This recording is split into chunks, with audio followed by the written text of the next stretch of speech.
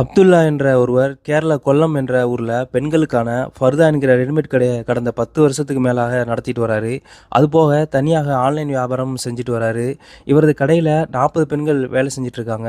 பெரும்பாலும் அப்துல்லா விட வயதில் மூத்த பெண்கள் தான் இந்த கடையில வேலை செஞ்சுட்டு இருக்காங்க.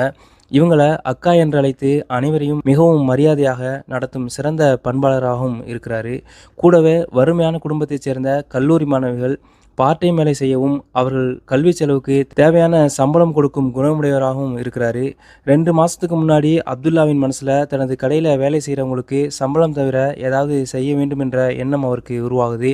தனது லாபத்துல 1% 40 பேர்ல ஒருத்தருக்கு உம்ராவுக்கு அனுப்பி வைக்க முடிவெடுக்கிறாரு. வேலை பார்ப்போரின் திறமை, வேலைக்கு சரியான நேரத்தில் வர்றவங்க, கஸ்டமர் கிட்ட நல்ல முறையில் நடக்கிறவங்க, அடிக்கடி லீவு எடுக்காதவங்க என்று சுமார் 20 பேரை தேர்வு செய்து அவர்கள் ஒருவருக்கு குலுக்கல் முறையில் அனுப்ப முடிவெடுக்கிறாரு. 2 மாதத்துக்கு முன்னாடி மிகுந்த எதிர்பார்ப்போடு கடையில் நடந்த குலுக்கல்ல அஜின்சா என்ற பெண் தேர்வு செய்யப்படுறாங்க.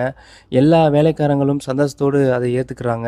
மிகவும் ஏழ்மையான குடும்பத்தைச் சேர்ந்த அஜின்சா தனது பெயர் குலுக்கலில் வரவும் உம்ராவுக்கு செல்லும் வாய்ப்பு கிடைத்ததால் கண்கலங்கி நிற்கிறாங்க. அதை பார்த்த மற்ற நண்பர்களும் அப்துல்லாவும் அந்த ஆனந்த கண்ணீரை பார்த்து துவாவும் செய்கிறாங்க. அஜின்சாவுக்கு உம்ரா வாய்ப்பு கிடைச்சாலும் அவருக்கு பாஸ்போர்ட் இல்லை என்ற விவரம் தெரிய வருது.